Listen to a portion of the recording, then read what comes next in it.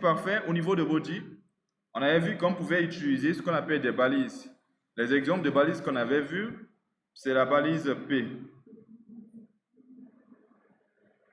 On avait vu comment fonctionne la balise P.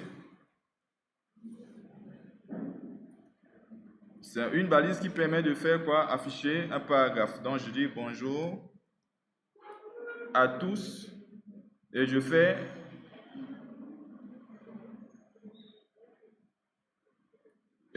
pour compiler et voir le rendu, vous faites run et run without debug. Et on choisit l'application Chrome ou bien Edge.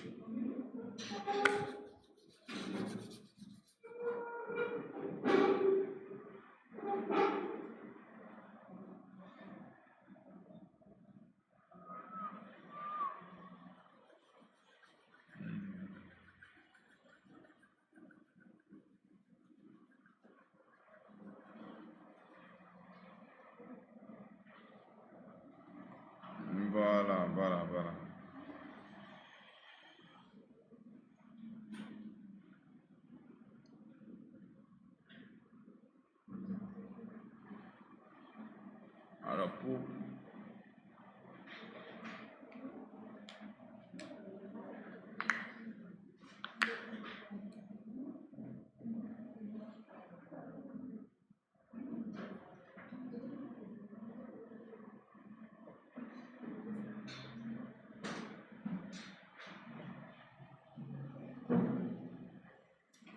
Alors je redémarre l'application run without debug. Chrome.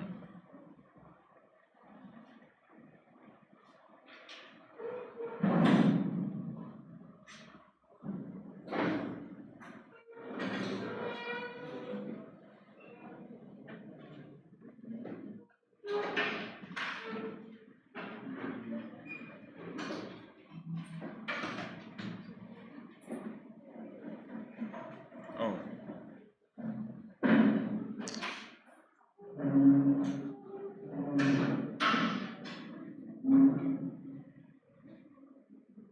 Run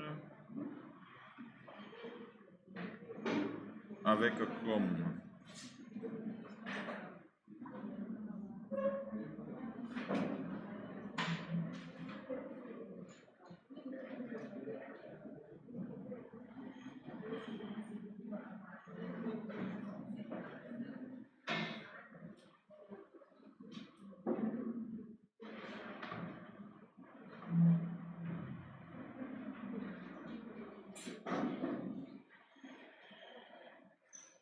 Voilà.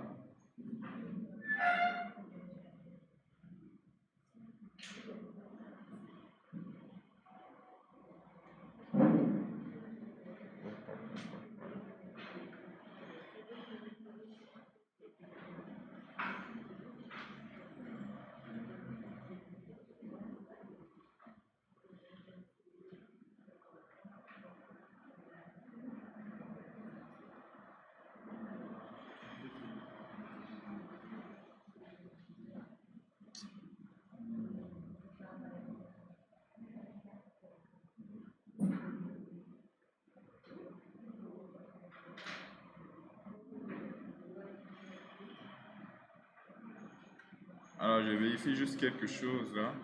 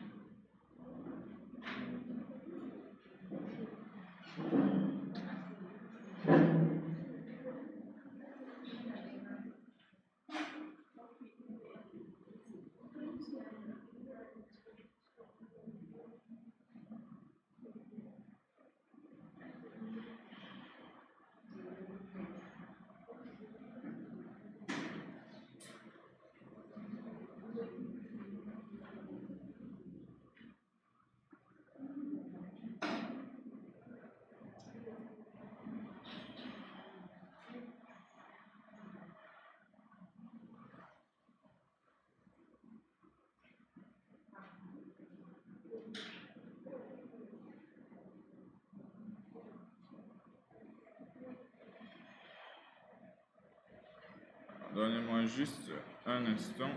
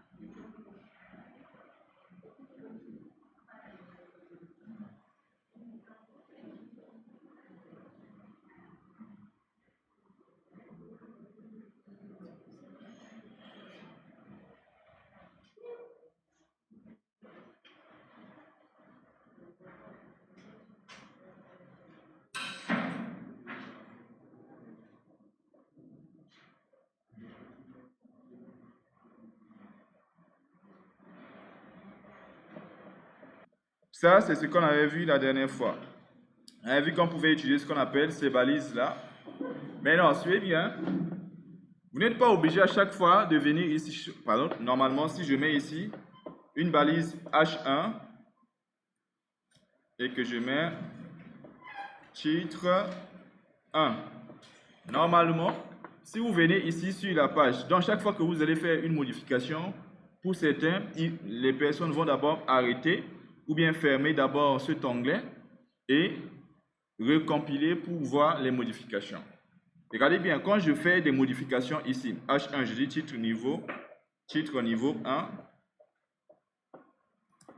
Si je viens directement, je ne vois pas l'information qui s'affiche. Donc, chaque fois que vous faites des modifications, il faut faire ce qu'on appelle l'actualisation. Vous actualisez pour voir les nouvelles informations, les nouvelles modifications.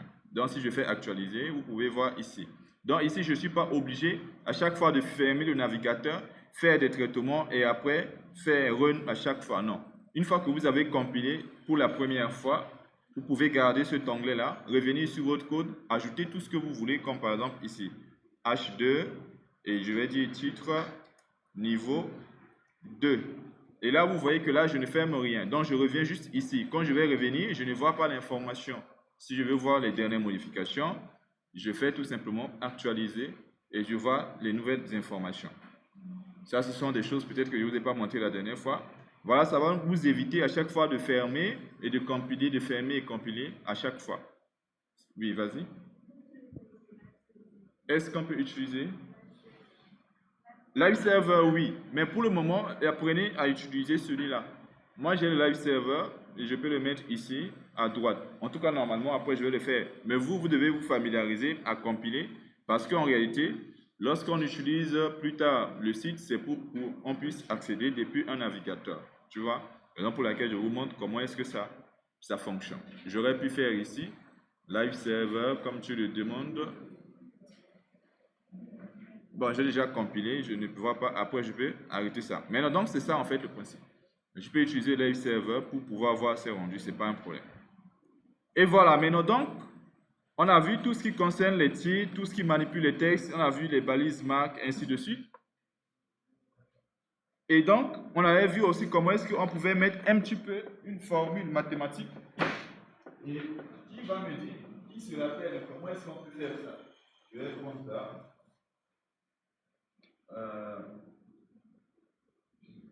F de x au carré est égal à 2x au carré. On va mettre plus 3x. Voilà. Et puis on va mettre plus 3. On va ajouter ça aussi. Voilà. Maintenant, supposons qu'on va faire ça. J'ai dit que pour avoir la puissance là, il faut utiliser une balise. On va dire f de x1, on va mettre comme ça, f de x1. Je vais ajouter un petit peu de complexité. Donc f de x, ce x1, ce 1 ici, c'est en indice 1. Et puis ici, les deux qui sont là sont en puissance. Donc supposons que nous, on veut représenter cette formule-là. Je sais que pour les titres, vous pouvez les mettre, ce n'est pas un problème. Maintenant, donc, ici, comment ça va se passer? Alors, donc, on peut utiliser déjà une balise P. On peut écrire tout ce qui est f de x1 correctement. Voilà, est égal 2x au carré plus 2. Donc, je vais mettre grand X. Je vais mettre grand X plus 3x plus 3. Sauf que si je fais comme ça, les informations ne seront pas en indice, les informations ne seront pas en exposant. On est bien d'accord jusque-là. Mais déjà, la première des choses, c'est d'abord de représenter l'information comme ça. Et puis maintenant, ceux qui doivent se trouver en indice, vous les entourez des balises qui permettent de les mettre en indice. Ceux qui doivent se trouver en exposant, vous entourez par les balises, ainsi de suite. Il ne faut pas commencer directement par faire les balises, sub, ainsi de suite. Si vous faites ça, vous risquez de vous perdre. Si on vous donne par exemple quelque chose comme ça à représenter, représentez-la d'une manière plus simple. Comme ce que je viens de faire, d'une manière plus simple. Normalement, pour avoir ça, on doit avoir f de x1 au carré. Donc ici, je vais mettre 2 après la parenthèse au carré est égal à ça, comme ça. Normalement, il faudrait que vous arriviez à représenter comme ça, sur la même ligne, comme si c'était un simple texte. C'est bon? Et une fois que vous avez représenté ça, choisissez et ciblez ceux qui doivent être en indice, entourez-les des balises qui permettent de mettre en indice, et ceux qui doivent être en exposant, vous les entourez. On va commencer par le x1. Le 1, normalement, doit être en indice. Donc, qu'est-ce qui va se passer ici selon vous? Lorsqu'on est là, qu'est-ce qui doit se passer? Si on veut mettre ce 1 en indice, le 1 du x là, f de x1, le 1, si on veut le mettre en indice, qu'est-ce qui nous permet de mettre en indice? Sub. On est bien d'accord? Donc ici, je vais mettre le 1 là, entre une balise qu'on appelle sub, et puis je ferme, regardez bien, j'enroule tout simplement l'information. C'est-à-dire le 1, voilà, dans la balise sub. Et puis, c'est comme ça que ça se passe. Si je reviens, regardez bien ce qui se passe. Le 1, il est mis un petit peu en indice. C'est bon jusque-là? Maintenant, le suivant, ça va être ce 2 qui doit être mis en exposant. C'est la même chose normalement. C'est la même chose. Parfait. À moins que vous avez d'autres balises. Donc ici, regardez bien, là où il y a 2, je vais mettre la balise sup. Je vais enrouler le 2 de la balise sup par la balise sup. Donc je mets 2 entre sup, mais après la parenthèse. Ce qui fait que là, vous voyez f de x1 à la puissance 2 est égal 2x normalement au carré. Donc le 2 après 2x là doit aussi être enroulé de la balise sup. Donc ici je mets sup et puis je mets 2. J'efface l'autre 2. Et si je reviens, vous voyez là, on a f de x1 à la puissance 2 moins 2x carré plus 3x plus 3. Maintenant, supposons que je voulais avoir ce texte-là avec l'arrière-plan jaune. C'est bien. Supposons que je voulais avoir ce texte-là avec l'arrière-plan jaune, c'est-à-dire une couleur d'arrière-plan jaune. Quelle balise je vais utiliser pour avoir cette couleur d'arrière-plan jaune? Oui, la balise marque. On est bien d'accord? Donc, je peux mettre la balise P dans une balise marque. En faisant ici, la balise marque, et voilà, je mets, normalement, si on le met comme ça, on risque de ne pas avoir, mais par contre, regardez bien, si je prends la balise marque et je le mets ici. Et voilà, la balise marque, je le mets ici. Si je viens et que j'actualise, alors, il y a un petit souci là. il y a un petit souci. Alors, il a fermé la balise marque ici. Il a fermé. On a fait deux fermetures. Et voilà, donc parfait. On voit bien que l'arrière-plan a été mis en jaune en utilisant juste la balise marque. C'est bon jusque-là? Donc ça, c'est un petit peu ce qu'on avait vu la dernière fois, hormis ce que je vous ai demandé de faire comme recherche. Est-ce qu'il y a des questions? Oui, vas-y. Tu n'arrives pas à faire quoi? À venir ici. D'abord, tu as le logiciel. Ok. Maintenant, tu as déjà même le code normalement, n'est-ce pas? Maintenant, qu'est-ce que... En fait, tu n'arrives pas à compiler. Pour compiler, ton truc là, c'est en anglais ou bien c'est en français? Les choses qui sont ici, là, les mots là. En français ou bien en anglais? En français. En anglais. Ok, donc, tu vois un endroit où c'est marqué Run. Voilà. Tu cliques dessus et tu vas voir Run. Il y a deux Run. Le deuxième là, où on a mis CTRL plus F5 là. Run without debug. Tu cliques dessus. Et là, maintenant, il va te montrer un navigateur. Tu coches le navigateur et ça va te lancer la page. C'est bon jusque-là? Lance d'abord. Et donc, jusque-là, ici, c'est bon. Après, je vous ai demandé de faire des recherches. Pour ceux qui ont fait des recherches là, après, vous me passez une liste, vous mettez vos noms. Je vais vous donner plus 0,5. Et là, pour ceux qui n'ont pas mis, vous avez moins 0,5. Voilà, ça va être comme ça. Alors, je vous avais demandé de faire des recherches sur quoi? Je vous ai demandé de faire des recherches sur quoi? Liste, n'est-ce pas? Normalement, lorsque vous avez fait des recherches, quelles sont les listes que vous avez rencontrées? Oui, au fond, on a des listes désordonnées. On a des listes désordonnées. On a des listes ordonnées. Et puis,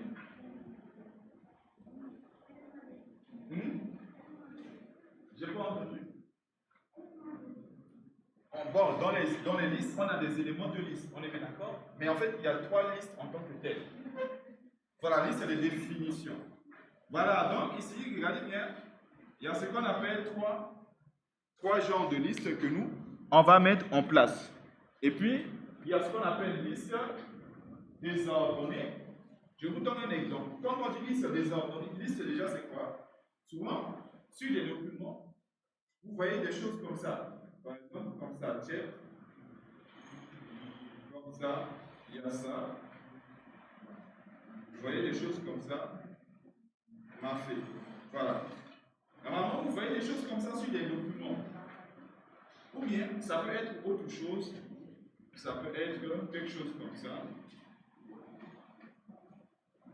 Comme. Ça peut être quelque chose comme ça. Mangue. Ça peut être quelque chose comme ça. Banane. Voilà. Vous avez déjà une fois vu dans votre vie sur un document des choses comme ça. Normalement. On appelle ça des listes non ordonnées. Quand on dit non ordonnées, parce qu'en fait, ici, il n'y a pas de numérotation. C'est bien. Lorsqu'on dit liste non ordonnée, c'est-à-dire des listes qui n'ont pas de numéro, qui précisent qui doit venir avant qui. C'est bon, on aurait pu mettre ici, il y a ça, avant-hier, ça ne change absolument rien. Le plus important, c'est qu'on doit avoir cette information. Et ici, il n'y a pas de numéro, il n'y a pas d'ordre, tout simplement. Mais je prends un autre exemple. Je prends ici 1. Sénégal. Je mets 2. Je mets quoi? France. Et je mets 3. Je mets state. Voilà. Donc, vous voyez la différence, c'est que ici, on a une liste avec des numéros. Et on dit ça, c'est une liste ordonnée. Parce qu'il y a un numéro qui vient avec chaque élément de la liste. Et ici, lorsqu'il n'y a pas de numéro, comme ça, et comme à ce qu'on appelle des plus, on appelle des listes non ordonnées. Vous voyez la différence? Ok, super. Maintenant, pour définir ce qu'on appelle une liste ordonnée, désordonnée, on utilise une balise qu'on appelle. C'est quelle balise qu'on utilise pour désordonner? UL. Pour la liste ordonnée, OL. Et pour la liste de définition, DL. Donc, on a des balises là qui permettent de définir des listes. On va avoir une balise UL pour des listes comme ça, une balise qu'on appelle OL pour des listes avec des numérotations et puis une liste de définition. Pour la liste de définition, tout à l'heure, quand on sera, je vais vous montrer un petit peu comment ça ressemble. C'est moi jusque-là. Donc, voici les trois choses pour le moment qu'il faut retenir. Maintenant, pour ces deux listes-là, UL définit la liste pour présenter chaque élément. On va utiliser, comme l'a dit votre collègue, un élément qu'on va appeler LI. Donc, LI va être utilisé pour présenter chaque information d'une liste. OL va nous dire que c'est une liste ordonnée. UL va nous dire que c'est une liste non ordonnée. Maintenant, chaque information de la liste, c'est LI. Maintenant, on va voir un petit peu, en termes pratiques, comment on implémente toutes ces choses-là. Alors, regardez bien. Ici, je suis là. J'espère que vous voyez ce qui se passe là sur mon écran. Alors donc, on commence par la balise. On va commencer par OL, la liste ordonnée. OL, vous voyez comment est-ce que je mets la balise OL? C'est une paire de balises. J'ouvre la balise, je ferme. Et puis maintenant, je mets ce qu'on appelle l'élément LI pour présenter l'élément. Comme par exemple Sénégal. Et ensuite, je mets un autre LI, je présente la France. Et je fais ici États-Unis. Les États-Unis. Voilà. Donc, si je viens ici, regardez ce qui se passe si j'actualise. Vous voyez là, alors il y a un problème. Voilà, c'est bon, c'est bien actualisé. Vous voyez que ici, il y a marqué 1, Sénégal, 2, France, 3, États-Unis. Ici, je n'ai pas mis ce qu'on appelle des numéros. On est d'accord? Si vous voyez bien ici, je n'ai pas précisé un numéro. Mais automatiquement, l'élément Sénégal, c'est numéroté par le numéro 1. L'élément France, numéro 2. États-Unis, numéro 3. Pourquoi? Parce que je les ai mis dans une liste ordonnée. Une liste ordonnée, chaque information que vous allez mettre aura ce qu'on appelle un numéro. Et lui, il va respecter l'ordre d'arrivée. Le premier élément aura le numéro 1, tout simplement. Le deuxième élément qu'on ajoute, numéro 2. Le troisième élément, etc. Et raison pour laquelle, quand j'ai fait ça, vous voyez que là, on a une liste avec ce qu'on appelle des numéros. Jusque-là, c'est bon? C'est bon jusque-là? Ici, c'est bon jusque-là? Maintenant, l'idée, c'est que sur des documents, les listes n'auront pas forcément toujours le même format de numérotation. Il faut savoir que quand on dit numérotation, ça peut être 1, 2, 3, mais ça peut être A, B, C. Tout ça, ce sont des numéros. Vous avez aussi appris ce qu'on appelle les chiffres romains. Ça peut être comme ça, grand 1, grand 2, grand 3. Est-ce que vous voyez? Tout ça là, c'est des numéros. Et tout ça, on appelle ça des listes ordonnées. Maintenant, le numéro, ça peut être 1, 2, 3, ça peut être des lettres, ça peut être des chiffres romains. Maintenant, ça va dépendre de quel genre de liste vous voulez utiliser. Si vous voulez des listes avec 1, 2, 3, si on fait juste ce qu'on a fait là, on a par défaut 1, 2, 3. Et ça, c'est ce qu'on appelle, les types de numérotation. Ça peut changer. Par défaut, on a ce qu'on appelle le type où on a 1, 2, 3. Maintenant, si on ne veut pas 1, 2, 3 comme ça, mais qu'on veut 1, 2, 3 comme ça, là, ça veut dire qu'on veut ajouter quelque chose de plus sur la balise. Je vous répète. On a vu 3 notions de base. Par défaut, lorsqu'on utilise une balise, la balise va présenter l'information comme on le demande. Du moins, l'élément, oui. Valise. Balise. Oui. C'est un premier cours. Si on reviendra un peu dessus. En fait, les balises sont des choses qui nous permettent de présenter des informations que tu vois là. Et tout ce qu'on était en train d'écrire, ce sont des balises. Est-ce que tu vois? Donc les balises permettent tout simplement de présenter toutes les informations qu'on affiche sur nos pages. Mais il y a ce qu'on appelle une syntaxe. Après, je t'explique ce qu'on appelle la syntaxe d'une balise. Maintenant, revenons un peu sur ce que je disais. J'ai dit qu'il y avait trois notions de base. On avait les balises, éléments et puis voilà, attributs, en disant que lorsqu'on utilise une balise par défaut, la balise a un rôle. Comme la balise OL et LI, ils ont pour rôle d'afficher une liste ordonnée. Il n'y a pas de souci. Ils ont affiché la liste ordonnée avec numéro 1, numéro 2, numéro 3. Mais nous, par exemple, dans un document, on aimerait avoir des numéros comme ça. Mais est-ce que la liste qu'on a utilisée, est-ce que c'est une liste ordonnée? Oui. La liste a rempli son rôle. Et nous, on veut ajouter quelque chose de plus.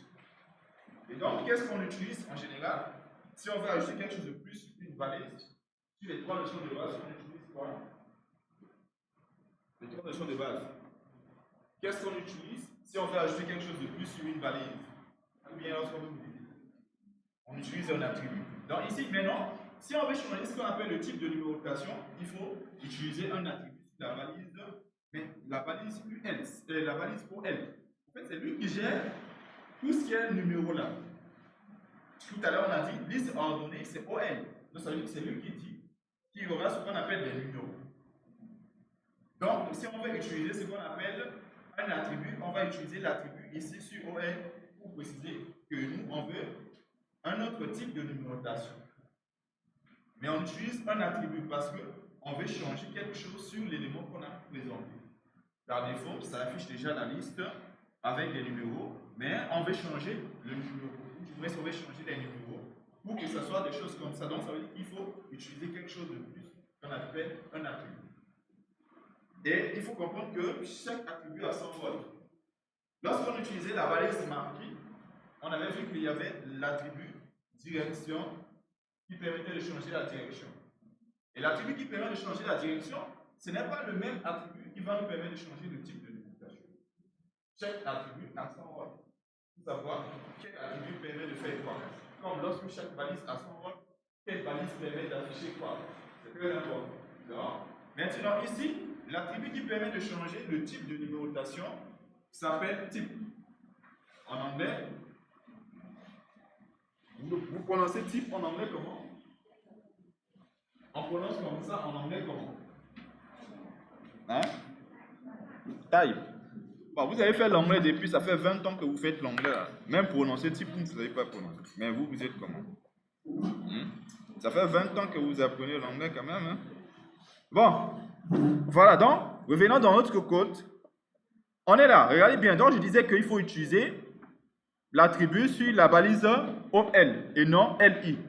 Parce que peut-être certaines personnes vont dire, comme on a fait Sénégal ici, la personne va venir ici sur LI, mettre l'attribut type. Non, ce n'est pas LI qui dit qu'on aura une liste ordonnée, c'est la balise OL. Donc, c'est sur OL qu'il faut mettre l'attribut. Mais également, OL, il y a deux balises parce que c'est une paire de balises. Il y a la balise ouvrante, qui est là. Il y a la balise fermante qui se trouve là. On ne va pas écrire un attribut sur les deux balises, c'est-à-dire et ouvrante et fermante. Non, ce n'est pas comme ça qu'on utilise les attributs. J'avais expliqué la dernière fois que lorsque vous avez une paire de balises comme OL, avec une balise de début ou balise ouvrante et une balise de fin qu'on appelle balise fermante, l'attribut s'utilise toujours sur la balise ouvrante. Maintenant, si c'est une seule balise, on le met sur la balise. Si c'est deux balises, on met sur la balise ouvrante l'attribut. Et avant de mettre l'attribut, vous voyez bien, là c'est le nom de la balise OL. Il ne faut pas écrire l'attribut collé à ce nom. Vous mettez un peu d'espace et ensuite vous écrivez l'attribut. Et on avait vu qu'il y a une syntaxe d'attribut. On met le nom d'attribut est égal entre double quote la valeur. Donc l'attribut s'appelle type et on met type comme ça et on met 2 points. Et c'est maintenant ici qu'il faut changer le type de numérotation. Regarde très bien. L'attribut type permet de changer tout simplement le type de numérotation. Comment est-ce qu'on utilise l'attribut type? tous les attributs sont utilisés de la même manière. Si vous regardez en haut, ça c'est ce qu'on appelle des attributs. Et comment est-ce qu'on utilise? On écrit le nom de l'attribut, on écrit est égal, on met double quote et à l'intérieur on dit la valeur de l'attribut. Comment est-ce qu'on veut que l'attribut se comporte? Maintenant ici, l'attribut qui permet de changer le type de numérotation, c'est type. Maintenant ici, on va lui préciser. Si je mets petit a, ça veut dire que je voudrais que le type de numérotation soit des lettres minuscules. C'est juste ça, c'est ce que cela veut dire. Si je viens ici, regardez bien, et que j'actualise, au lieu de 1, 2, 3, vous voyez que les numérotations ont changé. A, B, C. Maintenant, si je dis, au lieu de petit a, je mets grand A, qu'est-ce qui va se passer selon vous? Si j'actualise, les types de numérotation vont changer par grand A, grand B, grand C. Si je veux avoir ce qu'on appelle des chiffres romains, je mets juste grand I, comme ça. Et voilà, vous allez voir que les types de numérotation vont changer automatiquement. Donc, l'attribut type ou bien type permet de changer le type de numérotation. Si les numéros c'est 1, 2, 3, vous n'avez pas besoin de type. Mais si les numéros sont différents de 1, 2, 3, c'est soit lettres ou bien chiffres romains ou bien d'autres, ainsi de suite, vous utilisez l'attribut type et vous précisez quel type de numérotation. C'est bon jusque-là? C'est bon? C'est bon jusque-là? C'est bon? Au fond, c'est bon? Donc tu ne suis même pas là. C'est bon? Super. Maintenant donc, ça c'est ce qu'on appelle liste ordonnée. Maintenant, juste en bas, on va parler des listes non ordonnées.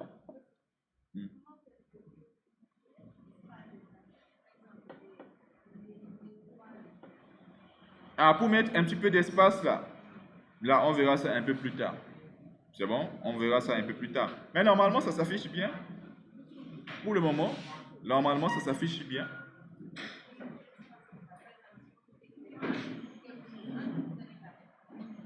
Si tu veux écrire quelque chose, espace ou bien écrire quelque chose.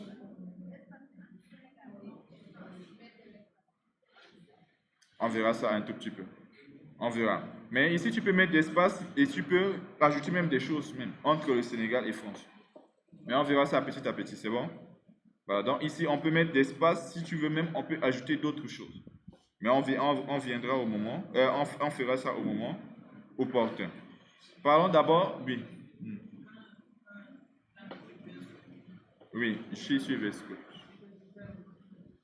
En faisant ça, genre ici. Ici pour actualiser. Non, tu n'es pas obligé de fermer.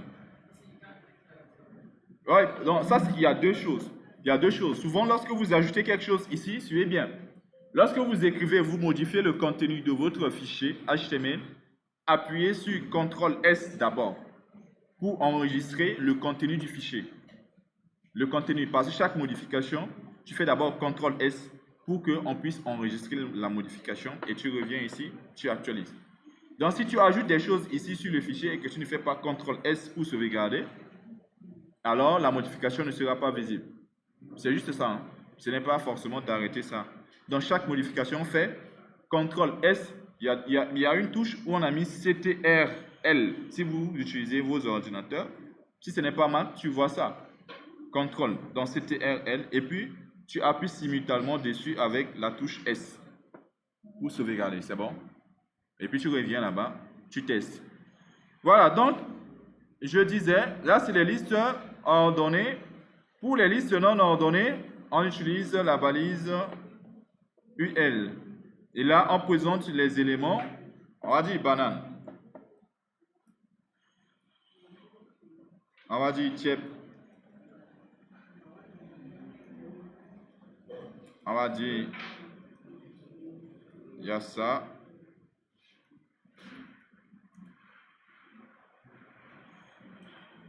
Et voilà, donc ici, vous voyez là, on a ce qu'on appelle des listes non ordonnées. On a ici une liste non ordonnée. Une liste non ordonnée, c'est une liste à puce qui n'a pas de numéro. C'est bon jusque-là? On utilise la balise UL pour les listes non ordonnées. On utilise la balise OL pour la liste ordonnée. Chaque élément de la liste, vous voyez ici ou bien ici, on utilise la balise LI pour présenter chaque élément de la liste. Et voilà, c'est comme ça que vous allez faire si vous voulez que sur votre page ou bien sur votre site, si vous voulez afficher des informations comme ça, des choses qui représentent des listes sur vos pages, il faut apprendre à utiliser les balises. Tout comme lorsque vous voulez mettre des choses en exposant, il faut mettre les choses dans les balises qui permettent de mettre en exposant. Donc ici, on n'utilise que des balises pour créer ce qu'on appelle tout le contenu qui sera visible là. Il faut juste savoir quelle balise permet tout simplement d'afficher ce que vous voulez. Et vous utilisez tout simplement. C'est bon? Est-ce que vous devez parcourir toutes les balises? Il n'y a pas une liste genre très grande. Hein? Les balises, il n'y en a pas assez quand même. Normalement, pour maîtriser les balises, ce n'est pas un problème. Mais tu ne vas pas tout maîtriser parce qu'il y a certaines balises que tu ne vas pas utiliser. Ça dépend tout simplement de ton site. Par exemple, sur certains sites, tu ne vois pas les listes, tu ne vois pas des trucs comme ça. Mais tu dois tout simplement apprendre ces choses dans la mesure où tu veux mettre en place quelque chose qui doit présenter des listes. Tu dois utiliser ces listes-là. Mais par exemple, il y a des choses, la plupart des choses que je vais vous montrer dans ce code-là, ce sont des choses que vous allez rencontrer très souvent sur des sites web. C'est bon? Il y a d'autres balises. Une fois que vous avez une base, vous pouvez apprendre toutes les autres balises. Ce n'est pas un problème. Ou du moins, normalement, même si aujourd'hui j'arrête le cours de HTML, vous pouvez apprendre toutes les autres balises. Il suffit juste de savoir quelle balise permet de faire quoi. Et vous l'utilisez. Et vous voyez tout simplement le résultat. Mais comme on est là, je vais vous accompagner dans des balises de base. Des balises très essentielles d'abord. Il y a des balises qui sont un peu, bon, pas trop compliquées. Mais il y a des balises qui permettent, ou du moins, qui nécessitent un petit peu une explication pour que vous compreniez comment vraiment ça marche. C'est bon? Et ces balises-là, c'est ça qu'on va cibler, que je vais mélanger les balises qui sont simples là. Il n'y a pas de problème, vous pouvez utiliser tranquillement. C'est bon? Voilà, mais on ne va pas voir toutes les balises quand même. Mais je vais vous donner une liste des balises qui existent. Si je n'oublie pas, je vais faire ça d'ici la semaine prochaine, Inch'Allah. Voilà. Maintenant, regardez bien, tout à l'heure, je vous ai dit que pour les listes ordonnées, on peut avoir des types de puces qui sont là-bas, des types de puces, etc. Bizarre. Bon, en tout cas, ce n'est pas la seule puce qu'on peut avoir. On peut avoir d'autres types de puces. Maintenant, l'idée, c'est que pour changer le type, il faut cibler la balise UL, parce que c'est lui qui dit que c'est une liste non ordonnée. C'est bon? Comme on avait dit pour la liste OL. Donc ici, on va utiliser aussi l'attribut type. Et maintenant, c'est à vous maintenant de chercher la valeur qui vous permet d'avoir la puce que vous cherchez. C'est vrai qu'on n'utilise pas des choses en français. Vous voyez, depuis qu'on a commencé HTML, il n'y a pas des trucs qui sont en français. Même les noms des balises sont en anglais. Donc, très souvent, les valeurs, les mots, les attributs sont en anglais. Alors ici, regardez, je mets juste quelque chose. Par défaut, voici ce que nous on a. Ça, c'est notre puce par défaut.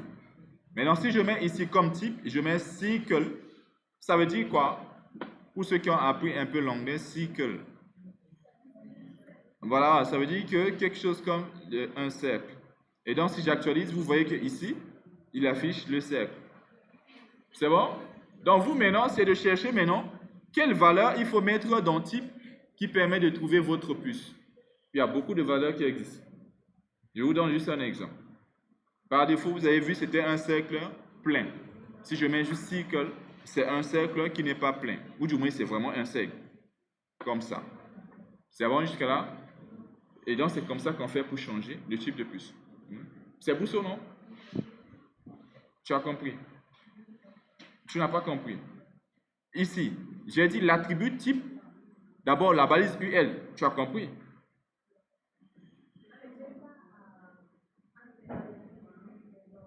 Non, ça c'est autre chose. Je parle de la compréhension, pas de l'écriture dans ton code. Il faut d'abord comprendre avant de l'écrire. C'est bon? Est-ce que tu as compris?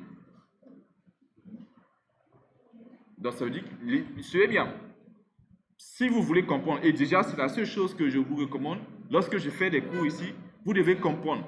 Ça ne sert à rien d'écrire en même temps ou bien de chercher à écrire si vous ne comprenez pas. Ça n'a pas de sens. Prenez au moins 5 minutes d'essayer de comprendre. Après, je vous donne des choses, au moins 5 minutes, et vous allez écrire si vous voulez. Mais la chose la plus importante, c'est d'abord de comprendre. Si vous essayez de faire en même temps, vous ne suivez même pas ce que je suis en train de dire et vous ne comprenez pas. C'est bon? Donc, ici, la balise OL. Tu as compris?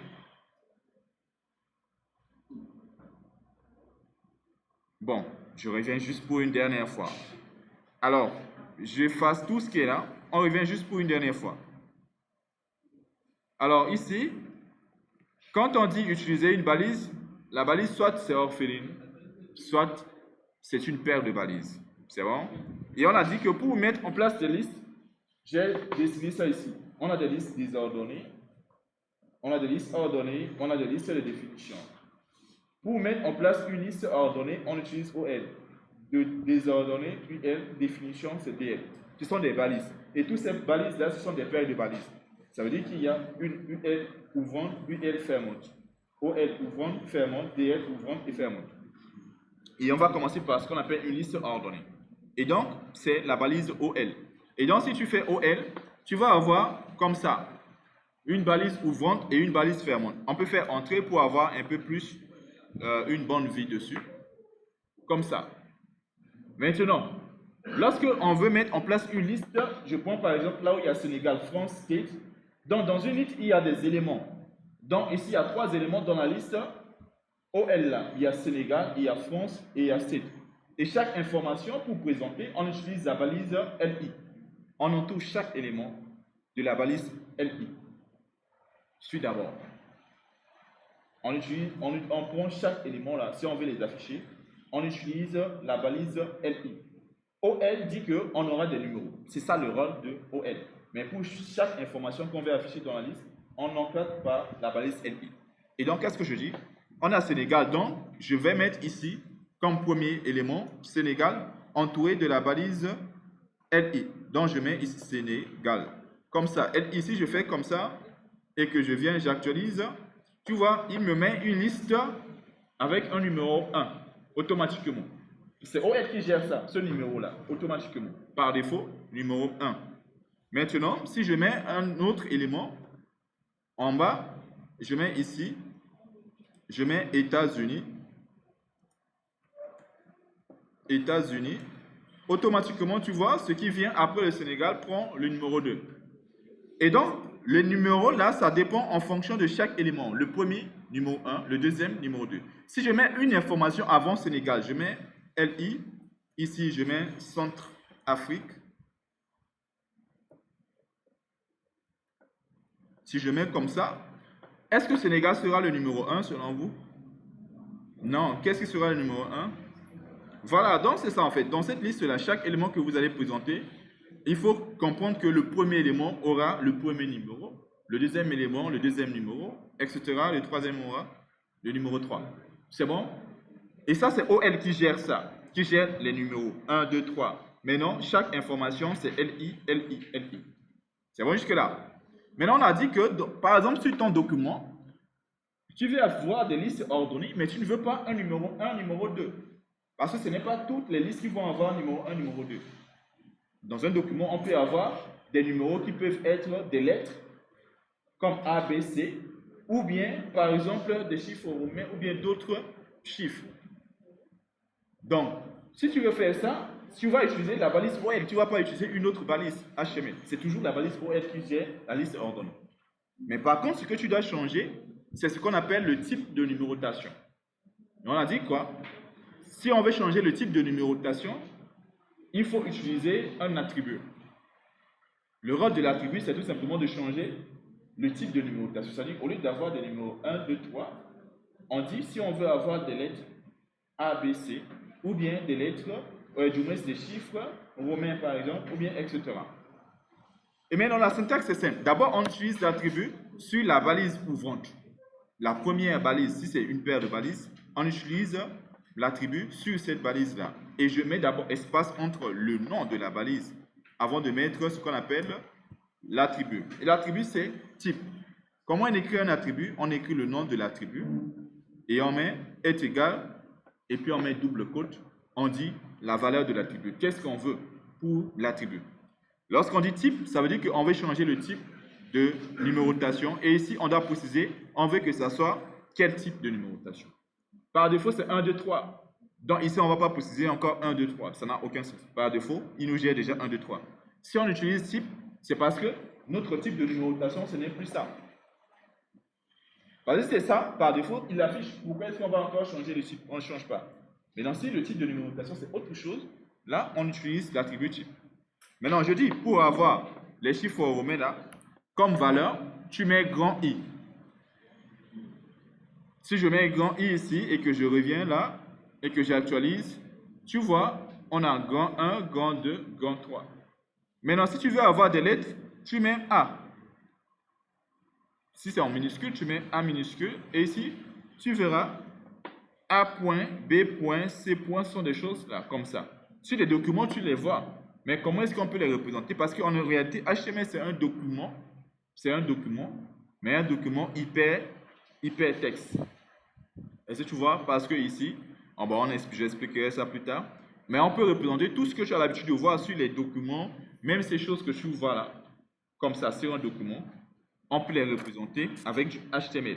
Maintenant, il faut savoir quelle balise permet de faire quoi. Ça, normalement, c'est ce qu'on appelle des tableaux. Et on verra comment est-ce qu'on peut, et je vous ai demandé de faire des recherches. Tu vois, donc tout ce qui se trouve être sur un document, on peut les représenter. Mais il faut savoir quelle balise permet de faire quoi. Donc, c'est comme ça qu'on fait pour changer le type de numérotation. C'est bon? Et c'est le même principe pour les listes non ordonnées. On utilise la balise UL et maintenant, chaque élément, on utilise LI pour présenter l'élément. Ici, on a chef, on présente LI, on met il y a ça quelque chose, et puis on met c'est bon. Voilà. Et si je viens ici, j'actualise, on a ces trois plats-là, mais qui sont des listes non ordonnées.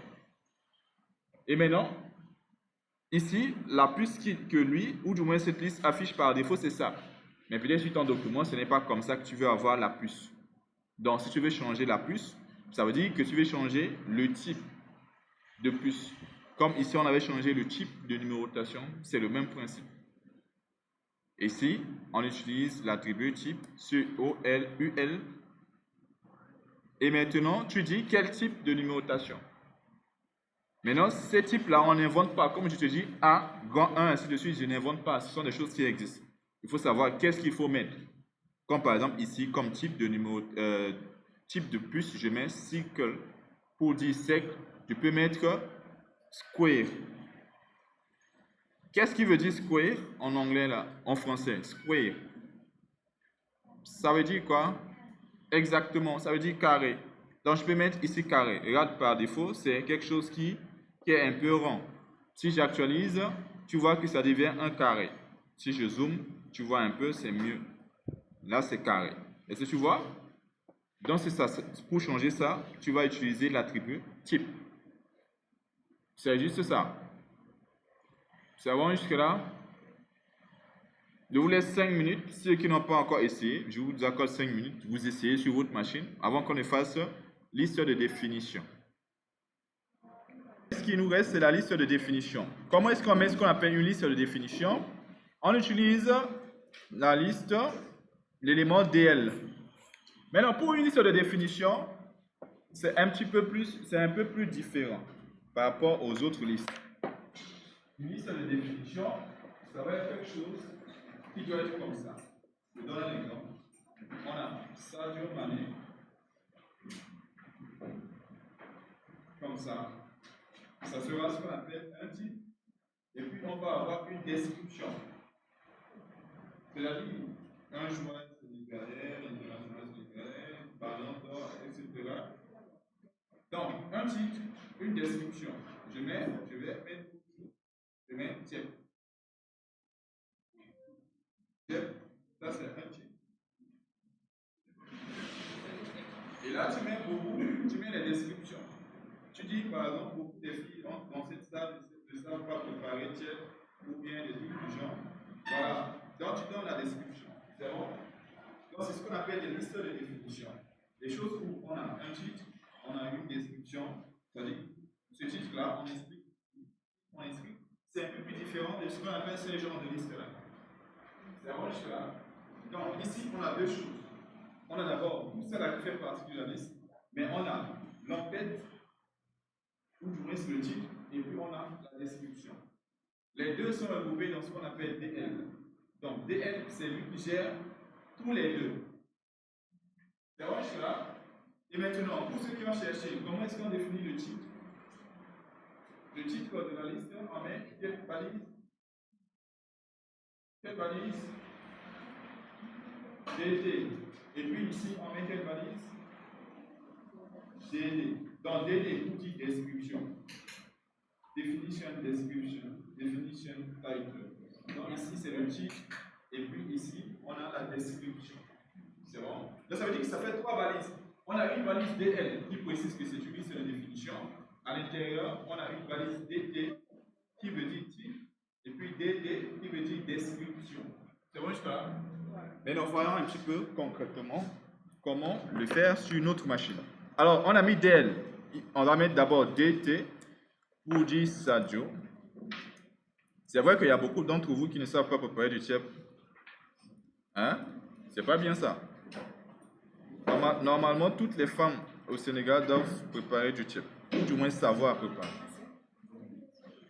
Vas-y. J'ai dit normalement.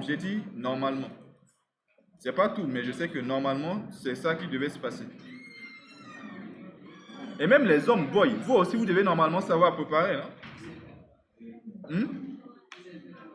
Non, ici, il y a beaucoup de boys qui ne savent pas préparer. Hein? Bon, si c'est pas grave. Si vous ne savez pas préparer, épousez 3 femmes, c'est plus simple. Donc, on va dire l'international. L'international, on va dire l'international. Est-ce qu'on peut dire l'international joueur sénégalais? C'est comme ça, non? Ou bien on dit juste l'international sénégalais? Bon, on met juste l'international sénégalais. Et bon, le reste là, vous allez écrire, hein, moi je ne sais pas qu'est-ce qu'on va ajouter. On a ballon d'or, international. Je vais mettre ballon d'or. Ballon d'or. Qui se souvient de l'année? 2019. Parfait. Et puis maintenant, etc. Vous mettez tout ce que vous pouvez mettre. En fait, lorsqu'on parle de liste de définition, c'est comme ça que ça va se passer. Vous donnez un titre, vous donnez une description. Et donc, voici comment ça s'affiche. Vous voyez là, ici, on a le titre. Et ici, on a la description. Donc, ça veut dire qu'on donne, par exemple, des titres, certaines choses, ou bien, par exemple, des mots. Et puis, on donne peut-être la définition, ou bien la description du mot. Et donc, pour représenter des genres de choses comme ça sur notre page, on préfère utiliser ce qu'on appelle des listes de définition. Sur des pages, vous voyez souvent des choses comme ça où on met des mots-clés, on donne des descriptions des mots-clés, et ainsi de suite. Si vous voulez mettre ça sur votre page HTML ou bien votre site, utilisez des listes de définition. Là où il y a le titre, vous allez mettre DD, DT, et là où il y a la description, vous allez mettre DD. Et c'est comme ça que ça se passe. Alors, hein? C'est Sadio Mané. C'est Mané. C'est Mané. Ah, je n'ai pas vu ça. Bon, de toute façon, maintenant, on est en africain. Mané, Magno, c'est la même chose. Alors, donc, DT, on va mettre Tiep. On va mettre DD. Le riz, on va dire l'international riz sénégalais.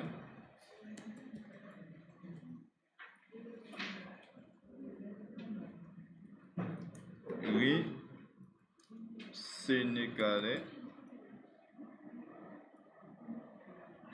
avec beaucoup de piment, quelque chose du genre comme ça. Voilà. Etc., etc. Mettez tout ce que vous voulez concernant le tiep. Et donc, en fait, c'est l'idée. L'idée, c'est que lorsqu'on veut mettre ce qu'on appelle, lorsqu'on parle de liste de définition, c'est qu'on aura des choses comme ça où on a des mots-clés ou bien des titres, des informations, et ensuite on donne les descriptions de l'information en tant que telle. C'est bon? Et puis on peut préciser si on a combien de mots, chaque mot, sa description, etc., etc.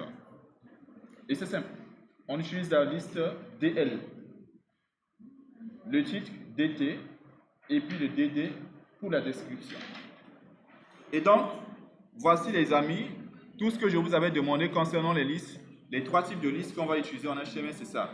Liste ordonnée, liste non ordonnée, liste de description, liste de définition. C'est bon jusque-là? C'est bon? Si c'est bon, hormis les listes, qu'est-ce que je vous avais demandé de faire aussi? Comme recherche, les tableaux. Suivez bien. Suivez bien. On va parler des tableaux là. Quand on dit tableau, c'est quelque chose de ce genre.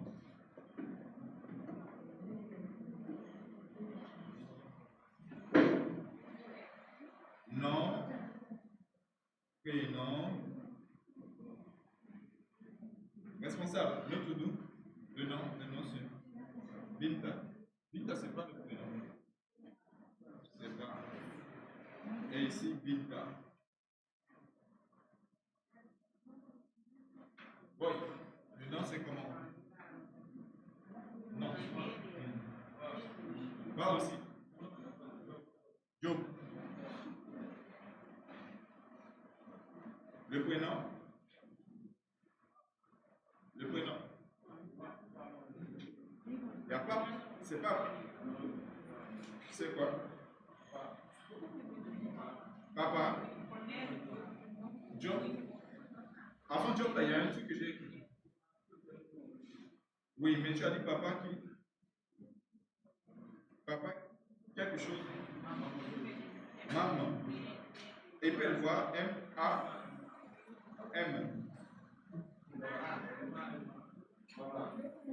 Toi seul là. Toi seul, tu es papa, tu es maman. Ah ouais, c'est compliqué.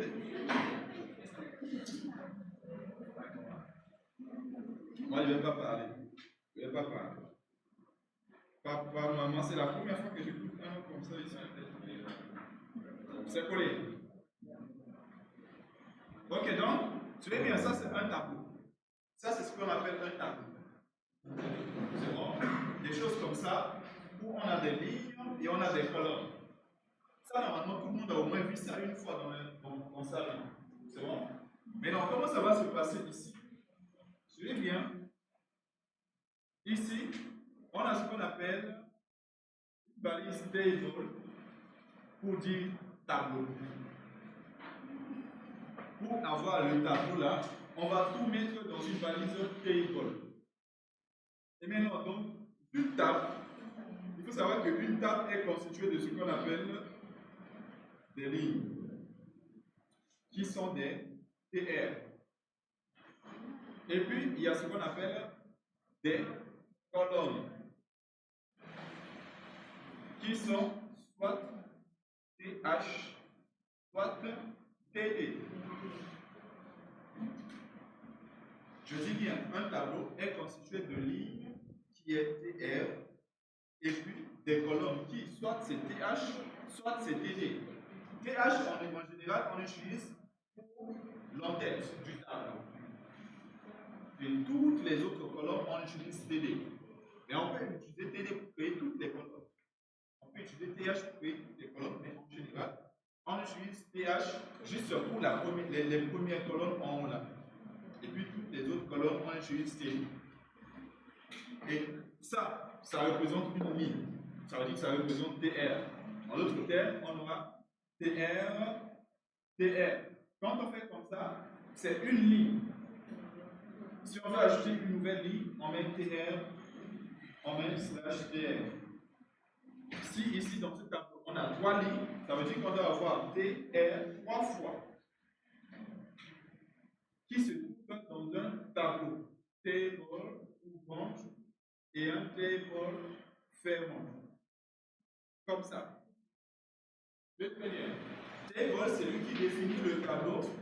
plus chaque ligne. Quand je dis ligne, je parle de ça, ça, ça.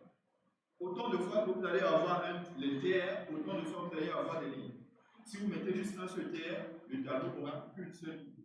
2 TR, 2 lignes. 3 TR, vous aurez un tableau de 3 lignes. C'est bon? Mais un tableau ne se limite pas au niveau de lignes. Dans les lignes, on peut avoir des colonnes. Et je dis des colonnes, c'est soit TH, soit TD. Ça veut dire qu'ici, on peut mettre des colonnes. Maintenant, supposons qu'on a un tableau d'une ligne. On va avoir comme ça, TR, et ici, je ferme TR. Si la ligne a 2 colonnes, donc entre la ligne là, c'est ça la ligne, on va maintenant mettre les balises de colonnes. Par exemple, si le tableau a une ligne et 2 colonnes, donc ça c'est la seule ligne, et voici les 2 colonnes. On peut mettre TD, et puis on met TD. Là, ça représente une seule colonne. Si je vais ajouter une nouvelle colonne, je mets encore TD, et je mets slash TD. Donc chaque TD, une colonne. Chaque TD, une colonne. Là, on a 2 TD, ça veut dire 2 colonnes. 2 colonnes, donc une ligne.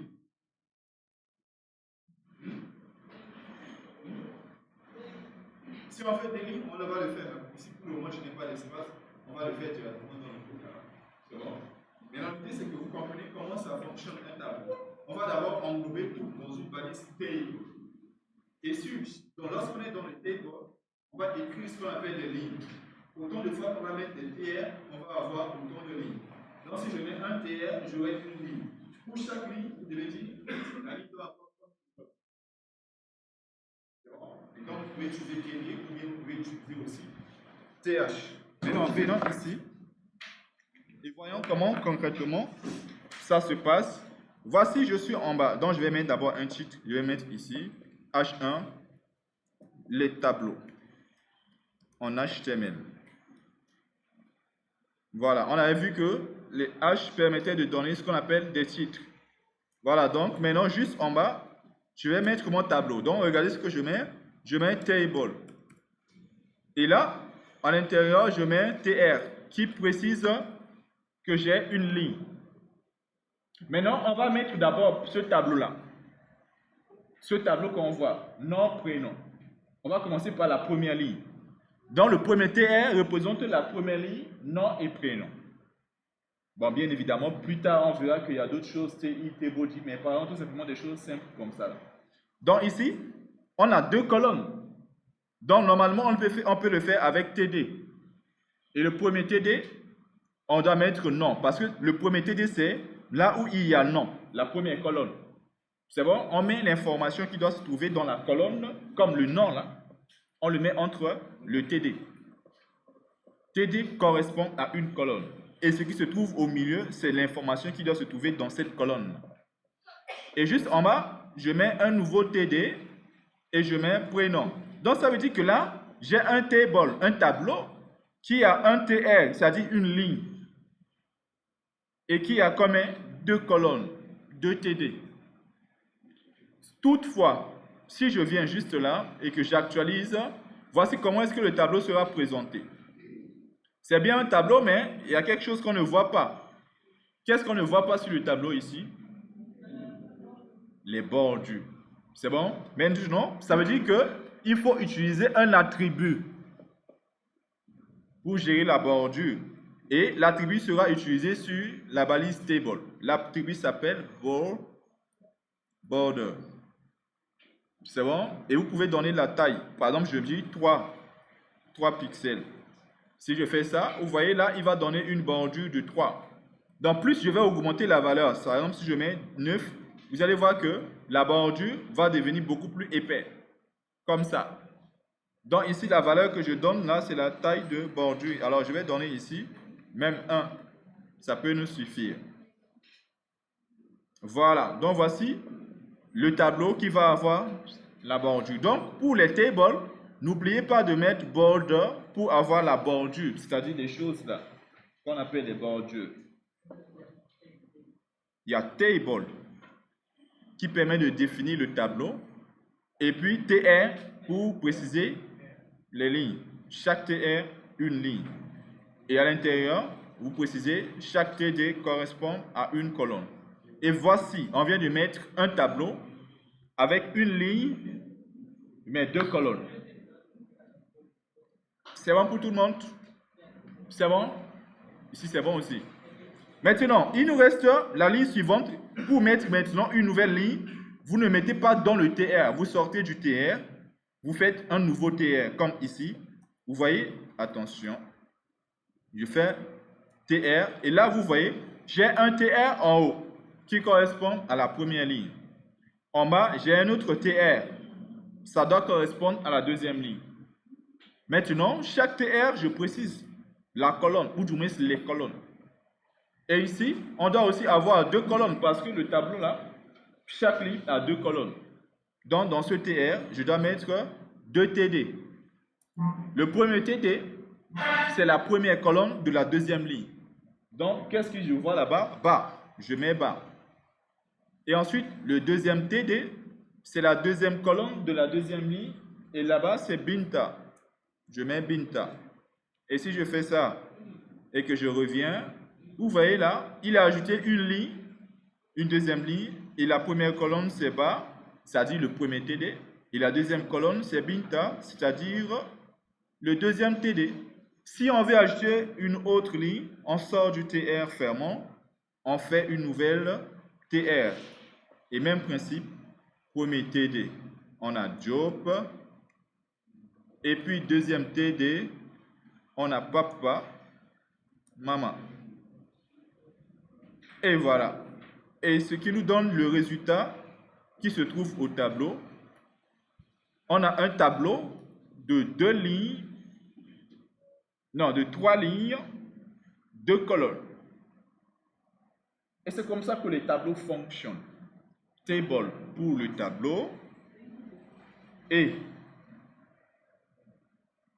TR pour définir les lignes, TD pour définir des colonnes, et puis TH. Maintenant, suivez bien, avant que je vous donne après la possibilité de le faire. Regardez bien, on va essayer de voir la différence entre TD et TH. C'est bon? Je dis bien, les deux permettent de définir une colonne. Là où j'ai mis non là, regardez bien, j'ai mis TD. Et regardez bien comment est-ce que la colonne est présentée. Vous voyez comment on voit le nom, n'est-ce pas? Je vais changer le TD par TH. Là où il y a non, je mets TH. C'est bon? J'ai dit TH, TD, ça permet de définir des colonnes. Mais on va essayer de voir la différence entre un TH et un TD. Regardez bien, là où il y a le nom là, j'ai défini un TH. Qu'est-ce que vous remarquez? Que c'est mis un peu plus en gras. On est bien d'accord? Donc, lorsque vous utilisez un TH, l'information sera mise en gras, comme un titre, l'entête du tableau. D'habitude, c'est en gras. Et donc, raison pour laquelle j'ai dit tout à l'heure que, normalement, la première ligne, là, les colonnes, on va utiliser TH parce que les entêtes, ou bien l'entête du tableau, souvent, on le met en gras. Et on peut utiliser directement un TH pour définir les colonnes en haut, pour la première ligne. Donc, en général, vous allez voir que cette première ligne, on n'utilise pas TD pour les colonnes, mais on utilise plutôt TH. Mais quelqu'un qui fait aussi TD, il n'y a pas de souci, sauf que l'entête ne sera pas mise en gras, tout simplement. Et là, maintenant, on a nom, prénom, mis en gras. Tranquillement. Et donc, c'est comme ça que les tableaux fonctionnent. C'est bon jusque-là? Qu'est-ce qui n'est pas bon? Table. Table permet de définir un tableau. À l'intérieur, il faut mettre des TR qui sont des lignes. C'est bon? Chaque TR correspond à une ligne. TR, c'est une balise paire. C'est une paire de balises. Il y a la balise ouvrante, il y a la balise fermante. Mais regarde bien ce que j'ai fait. Table, table fermante.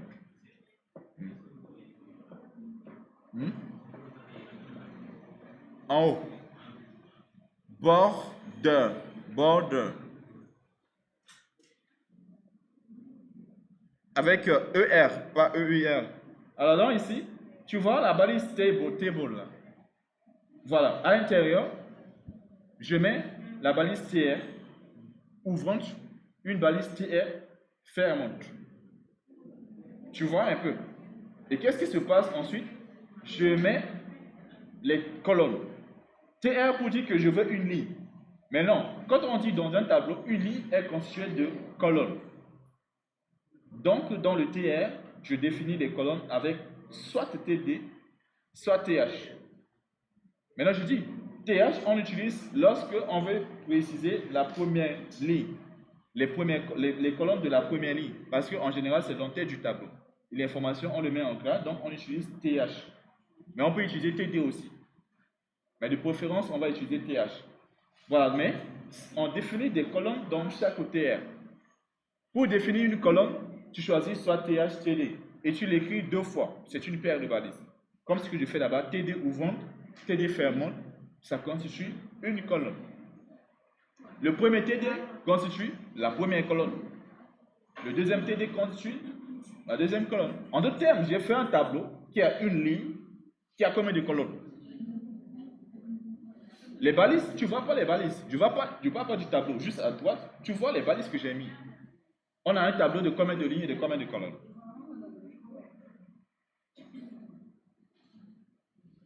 Combien de lignes d'abord? 4. Je ne parle pas de ce qui est là où tu vois non, bas, je ne parle pas de ça.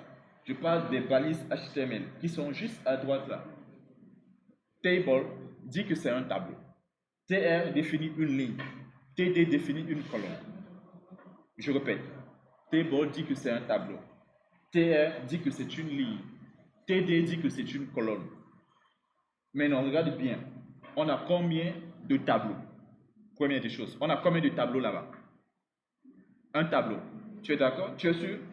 Ok. On a combien de lignes? Une ligne. Parce que TR au début et TR fermant là, c'est juste une seule balise. Ou du moins, c'est une paire de balises. Donc, ça veut dire que c'est une seule ligne. Est-ce que tu vois? Pour définir une ligne, tu mets TR ferme. Et maintenant, à l'intérieur, tu définis les colonnes. On a combien de colonnes dans ce tableau? 3. Je ne parle pas de ce tableau ici. Je parle de ce qui se trouve là-bas. Je parle de balises HTML. Tu as combien de colonnes? Où est là? Où est? Tu dis une colonne, n'est-ce pas? Viens.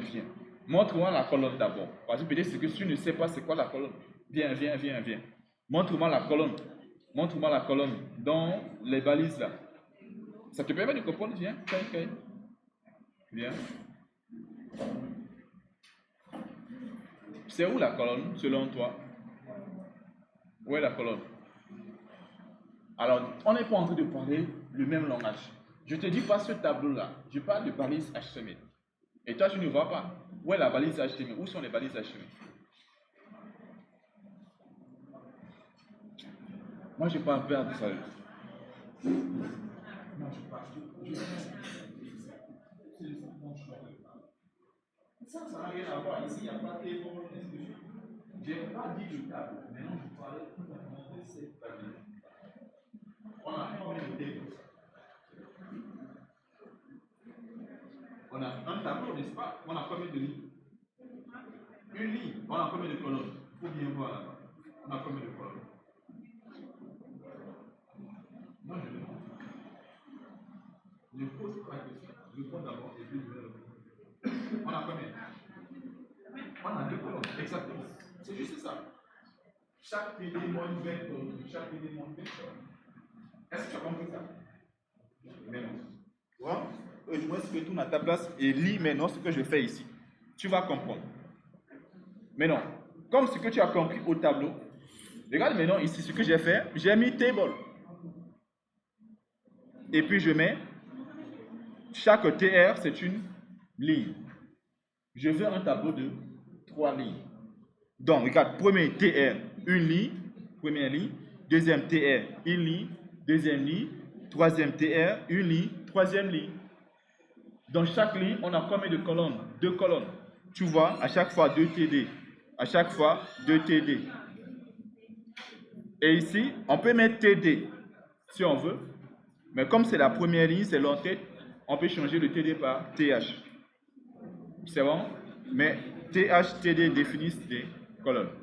C'est ça en fait. Sûr, bien y comprendre. Maintenant, une autre chose qu'on peut faire sur les tableaux, pour ceux qui ont fait les recherches là, je pense que vous avez peut-être trouvé. Ceux qui n'ont pas trouvé, il n'y a pas de souci. Alors, ce qu'on va faire, c'est que, regardez bien, un tableau peut avoir des formes un petit peu plus particulières. Aux formes, c'est bon, vous me suivez? C'est bon jusque-là? Vous avez compris ça? Ok, maintenant, revenons ici. Donc, supposons que ici, vous voyez, ici c'est deux colonnes. Hein? Maintenant, supposons que là, on a un tableau comme ça. On peut avoir un tableau avec des formes comme ça.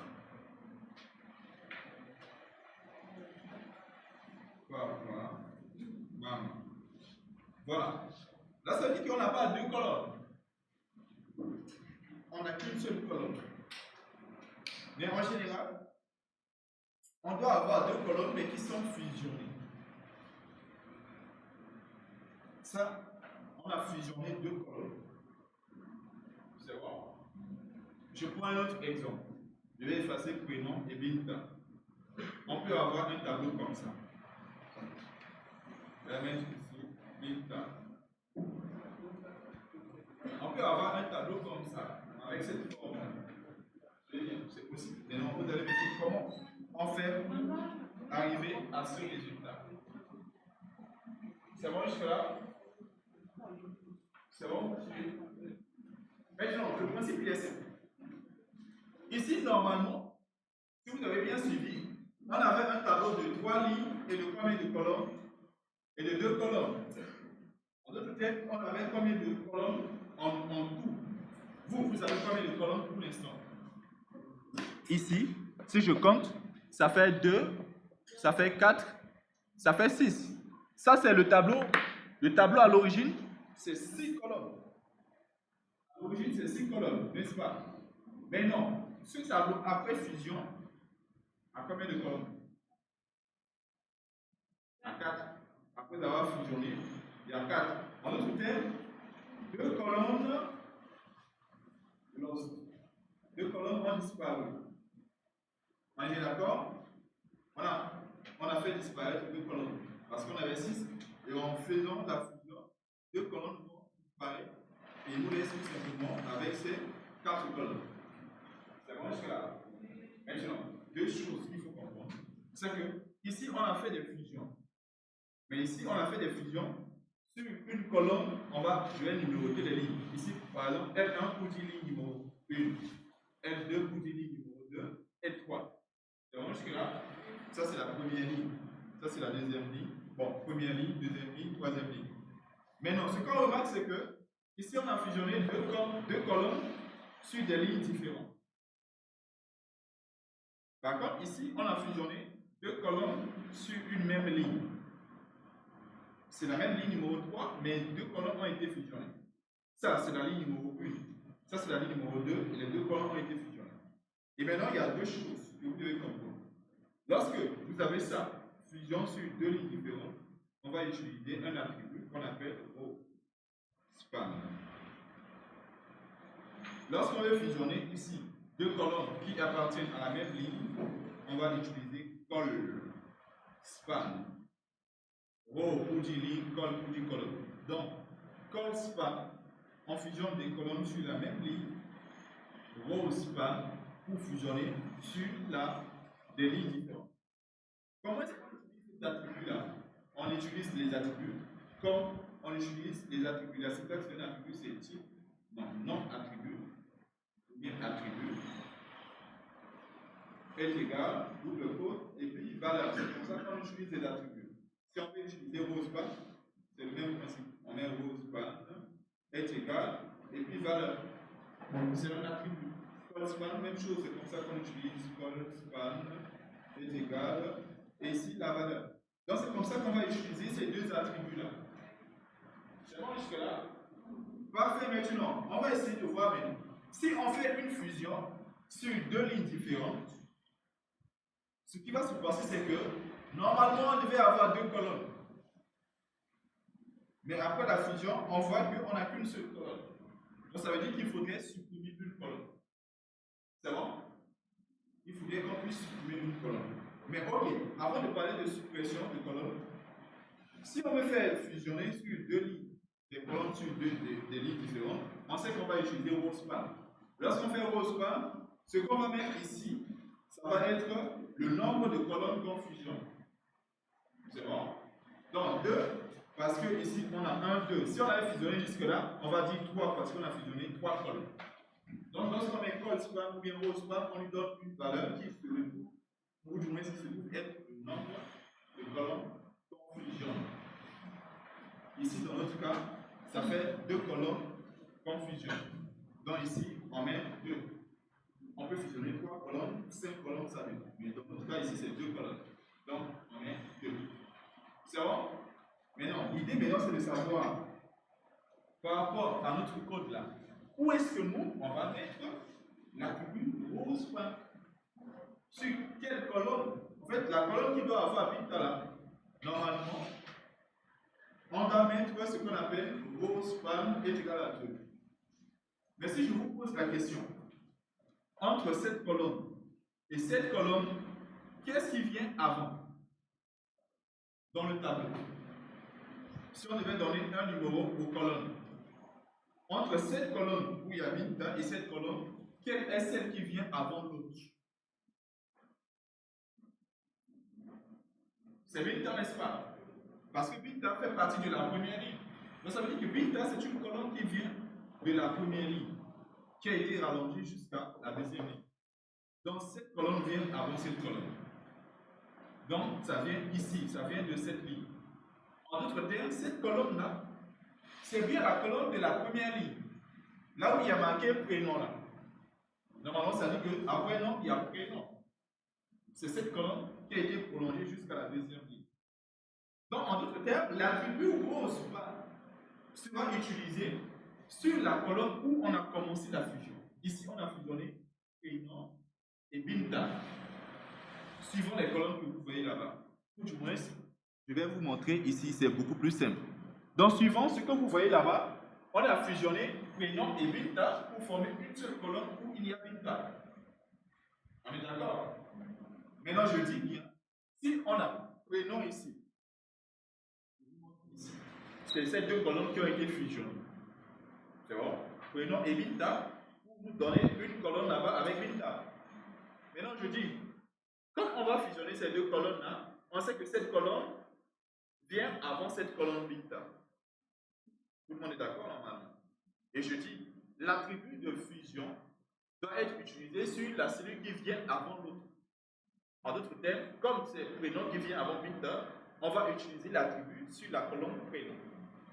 Tout simplement parce que prénom, dans l'ordre des choses, vient avant Binta, tout comme Binta vient avant papa. Donc on met l'attribut sur la colonne où on a commencé la fusion, la colonne qui vient avant l'autre. Et maintenant, lorsqu'on met l'attribut, on va mettre le nombre de cellules fusionnées. Comme on a fusionné prénom et Binta, ça fait 2 colonnes. On va utiliser la valeur est égale à 2. Mais ici, c'est fusion sur 2 lignes différentes. Donc, on utilise row span.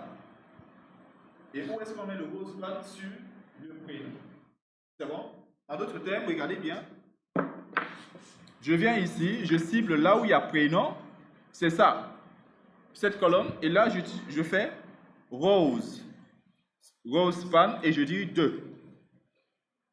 Mais suivez bien. Si je fais row span est égal à 2, ce qui se passe, c'est que on va avoir un prénom qui va quitter de là-bas jusqu'à descendre. Mais Binta aussi va chercher un endroit où il va se positionner. Regardez bien. Ici, si on fusionne et que je viens et que j'actualise, regardez ce qui va se passer. Regardez ce qui va se passer. Il n'y a aucun problème. On a fait la fusion ou du moins ici. Le problème, on va parler de ce problème après. Mais par rapport à la fusion, on a bien fusionné. Là où il y a prénom, on a fait en sorte qu'on fusionne de prénom là-bas jusqu'à Binta. Mais comme je l'ai dit tout à l'heure, lorsqu'on fusionne prénom et binta, il y avait quelque chose qui disparaît. Et ici, si vous ne faites pas disparaître la chose va chercher de l'espace pour se montrer. Donc, normalement, si on fusionne prénom et binta, il faut supprimer une colonne. Mais non, la colonne où on a mis l'attribut, on ne peut pas la supprimer. Parce que c'est lui qui va faire la taille de fusion. Mais c'est l'autre colonne qui n'a pas l'attribut là qu'on doit supprimer. En d'autres termes, on avait prénom et binta. Comme prénom, à ce qu'on appelle l'attribut, Rosepan, on ne va pas supprimer la colonne de prénom. Mais binta, en fait, ne doit plus exister. Je ne parle pas du mot binta, mais je parle de la colonne binta. Ça ne doit plus exister. Parce que c'est cette colonne qui a été fusionnée avec celle de prénom. Donc, en d'autres termes, lorsque vous faites la fusion, vous ciblez, est-ce que c'est sur la même ligne? Si oui, Rosepan. Combien de colonnes vous fusionnez, vous mettez la valeur. Si c'est 2 colonnes, vous mettez 2. Rosepan est égal à 2. Où est-ce qu'on met l'attribut? Sur la cellule qui vient avant l'autre. On fusionne 2 cellules, prénom et binta. Cellule prénom vient avant binta. Donc, on met l'attribut sur prénom et non sur binta. Une fois qu'on a mis l'attribut sur prénom et binta, si on ne fait rien, binta va chercher quelque part où il va se présenter. Et donc, je dis, si on fusionne prénom et binta, binta et prénom doivent faire 1. En d'autres termes, on doit supprimer celle qui n'a pas l'attribut, c'est-à-dire cette colonne binta là ne doit plus exister. Donc, je supprime. Et si je viens, j'actualise, je vois que là, il n'y a plus de problème. Cependant, on peut changer maintenant le contenu. Le contenu, comme on a dit, ce n'est plus prénom. Le contenu, c'est ce qui se trouve entre la colonne. Ici, ce n'est pas prénom, c'est juste binta. Ici, on fait ça. Voici la première des choses. Ce premier problème vient d'être résolu. On voit ici qu'il y a binta. Donc, lorsqu'on supprime, il y a 3 étapes. On identifie, est-ce que les colonnes fusionnées, ce sont des colonnes sur la même ligne ou bien sur des lignes différentes, afin de savoir si on va utiliser Rosepan, voilà, Colspan. Si c'est sur des lignes différentes, Rosepan, sur la même ligne, Colspan. Ok, on a identifié que c'est 2 lignes différentes, on sait que c'est Rosepan. On va utiliser. On fusionne combien? 2 cellules, dont Rosepan est égal à 2. On fusionne 2 cellules. C'est bon jusque-là? Maintenant, on avait prénom et binta. On va mettre l'attribut sur quelle cellule? La cellule qui vient avant l'autre, c'est la première cellule, c'est-à-dire prénom. On va mettre le Rosepan est égal à 2 sur prénom. Maintenant, comme on a fusionné prénom et binta, on va supprimer la cellule binta qui n'a pas l'attribut. On garde seulement la cellule qui a l'attribut. Et ce qui fait que nous, on a ce résultat. C'est bon jusque-là? On fait un autre exemple avec Colspan pour que vous compreniez mieux. Voici pour Colspan. Pour Colspan, ça veut dire 2 colonnes sur la même ligne. Et les 3 étapes, c'est la même. Combien de choses qu'on a identifié que c'est sur la même ligne, c'est-à-dire Colspan. Combien de colonnes, ça veut dire Colspan est égal à combien? On fusionne combien de cellules? 2 cellules. Donc, lorsqu'on va dire Colspan, on va dire Colspan est égal à 2 pour dire qu'on veut fusionner 2 cellules. C'est bon? Maintenant, Colspan est égal à 2, on va le mettre sur une des cellules qui se trouve là. Et je dis, ça doit se trouver sur la cellule qui vient avant l'autre. On est bien d'accord? Et entre ces 2 cellules, quelle est la cellule qui vient avant l'autre? C'est le job qui vient avant papa. Donc ça veut dire que c'est sur le job qu'on va mettre ce qu'on appelle l'attribut Colspan. Pourquoi? Tout simplement parce que dans l'ordre des choses, on a d'abord la cellule job, ensuite la cellule papa. Et la cellule qui vient avant l'autre, c'est la cellule là sur laquelle on met l'attribut de fusion. C'est bon? Et donc ici, notre attribut de fusion, c'est Colspan, parce que c'est 2 cellules de la même ligne. On va mettre Colspan est égal à 2 sur job. Et donc, je le mets ici. Colspan, je cible là où il y a job, c'est ici. Je mets Colspan, moi 2. Maintenant, il n'y a pas de souci. Si on fait Colspan est égal à 2, il n'y a pas de souci. Si on fusionne job et papa, qu'est-ce qui doit se passer ensuite? Oui. Normalement, papa, maman va, si on laisse ça comme ça, papa, maman va y chercher de l'espace. Et Job, lui, il va faire cette taille-là, jusque ici. Mais papa, maman va essayer encore de chercher de l'espace. Alors, normalement, si on fusionne Job et papa, normalement, ça forme une seule cellule. Ça ne forme plus deux cellules. Ça veut dire qu'il y a une cellule qui va disparaître. Et la cellule qui va disparaître, ce n'est pas celle qui porte l'attribut. C'est bon? On a papa, on a Job. La cellule qui porte l'attribut, c'est bien Job, parce que c'est celle qui vient avant papa. Et je dis, celle qui porte l'attribut ne disparaît pas. Mais l'autre, ou bien les autres qui ne portent pas l'attribut, vont disparaître. Ici, dans notre cas, c'est uniquement papa, maman qu'on va supprimer. Je parle de la colonne. Donc, je viens ici, je supprime la cellule papa, maman. Et si je viens ici et que j'actualise, voici, on vient de faire notre fusion et on a une forme comme ça. Donc, vous pouvez représenter des tableaux avec des différentes formes, avec du HTML, en utilisant ces principes-là. Comprendre comment fonctionne le tableau, Table, TR, TD, TH, et puis, vous pouvez fusionner des cellules en utilisant ColdSpan et RowSpan, en fonction de comment est-ce que vous voulez que votre tableau soit présentable. Et c'est juste ça pour le moment que vous devez comprendre. C'est ce qu'on appelle les tableaux. Est-ce que Anne a une question?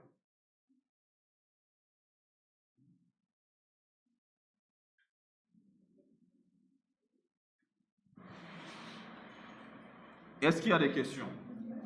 Oui. Après avoir mis ColdSpan sur ColdSpan est égal à 2 sur Job, on enlève la cellule qui a été fusionnée avec Job là. En fait, Job a été fusionné avec une cellule. La cellule qui a été fusionnée avec Job là, c'est celle là-bas là, qu'on va supprimer. Tout simple. Et si on avait fusionné deux cellules avec Job, on supprime les deux cellules, on laisse juste Job. C'est bon? Lorsqu'on fait une fusion, si on fusionne 5 cellules, normalement, la fusion des 5 cellules nous donne une seule cellule. Ce qui veut dire que sur les 5 cellules, on supprime les 4. Et puis on garde la seule qui a l'attribut de fusion qui fait 5. C'est ça le principe. C'est bon? Lorsque vous fusionnez des cellules, l'ensemble des cellules qui fusionnent, qu'on fusionne, forment une seule cellule. Donc vous gardez la cellule qui porte l'attribut et vous fusionnez, et vous c'est facile, les autres cellules, fusionnez la cellule là. D'autres questions?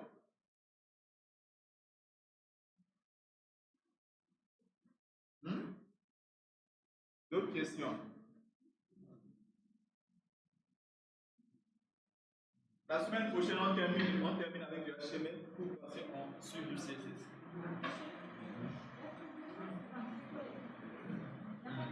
Non, pas d'espace. Il n'y a pas d'espace. Il faut l'écrire si ça ne vient pas. C'est COLSPAN. Il faut bien l'écrire peut-être. ColdSpan et RowSpan. Si tu l'écris normalement, correctement, ça va venir. Ouais, il y a des questions ou pas? Non. Non. Bousso. À mon question. Nouvelle. Note-nous. Nouvelle. Oui. C'est toi, oui. Le nom? Absatou. Tu as essayé de comprendre. Je ne dis pas si tu as compris. Tu as essayé de comprendre. Ok. Tu as compris. Oui, tu as compris. Bon, de toutes ces manières, je vais vous donner tout à l'heure un TP à faire à la maison. On va avoir tout ce que je vous ai fait aujourd'hui là. C'est un TP. Oui, c'est une vidéo. Je vais mettre ça sur ma chaîne. C'est bon? Voilà, donc je vais vous envoyer tout à l'heure un TP au responsable qui va mettre en. Vous allez faire le TP, mais je précise. Vous allez faire. Et là, vous n'allez pas me dire que monsieur, vous n'avez pas dit ça ou bien on n'a pas entendu. Hormis le TP que je vais vous demander, vous allez faire des recherches sur les dernières choses qui nous restent, à savoir formulaires. Les médias. Quand je dis médias, je fais allusion à tout ce qui est image, audio, vidéo. Comment est-ce qu'on peut mettre ça sur notre page web ou bien notre site web? Donc, médias, je ne vais pas le répéter. Formulaire, ça fait deux choses. Et puis, troisième chose, on avait vu brièvement ce qu'on appelle des liens avec la balise A. Oui, la balise A, balise link. Voilà. Essayez d'approfondir cette balise-là. Comment est-ce qu'on peut créer plusieurs pages qui seront liées entre eux? Mais essayez d'approfondir tout simplement la balise A. Quand je dis balise A, la dernière fois, je vous avais montré ici une balise link. Quand on fait comme ça, si tu mets A, c'est ça qu'on appelle la balise link, la balise A. La balise de lien. Essayez d'approfondir ça. C'est bon? Parce qu'on aura à utiliser. On va parler de ce qu'on appelle des angles, on va parler de ce qu'on appelle des liens externes, des choses qu'on voit, et puis des liens internes, certains liens internes qu'on va appeler des angles. Mais surtout, comment est-ce qu'on peut faire pour que deux fichiers HTML puissent se connecter? En réalité, lorsqu'on parle de site web, ce n'est pas juste une seule page HTML. Ça peut être 20 pages HTML ou bien 10 pages HTML. Lorsqu'on est sur une page accueil et qu'on clique sur contact, on nous amène sur une page contact. Mais chaque chose, c'est une page HTML. Et à travers les liens là, on dit ici, si je clique, si je suis sur la page accueil et que je mets ici, aller sur contact, si je clique, on m'amène sur la page contact. Donc, essayez tout simplement sur ces trois choses-là. La prochaine fois, Inch'Allah, on va finir. Et je vais vous responsable.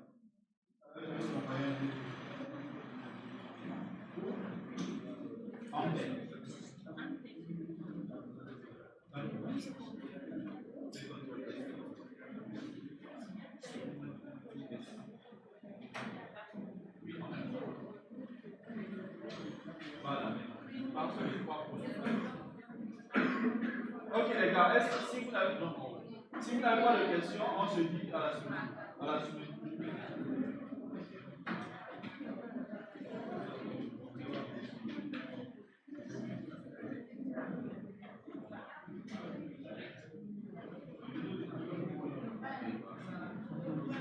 S'il n'y a pas de questions, on se dit à la semaine prochaine, Inch'Allah. Oui.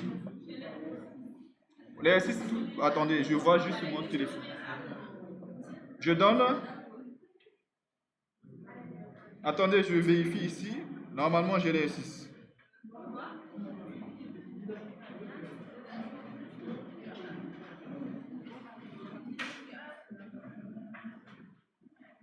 Oui, qui m'a appelé ici? Madame, tu dis? Tu n'as pas encore la machine. Bon. Comme tu n'as pas encore la machine,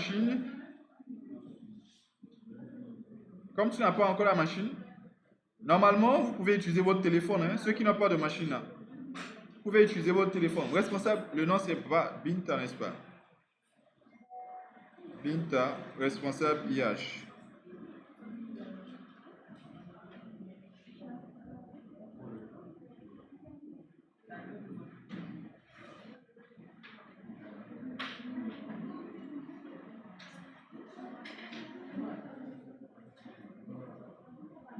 Vous avez cours à partir de quelle heure? 14 heures. Mes filles, Amour Connection. Hein? Vous êtes connectés? Quel réseau? Étudiant N1. Est-ce que vous pouvez me donner le mot de passe, s'il vous plaît? Minuscule ou à majuscule?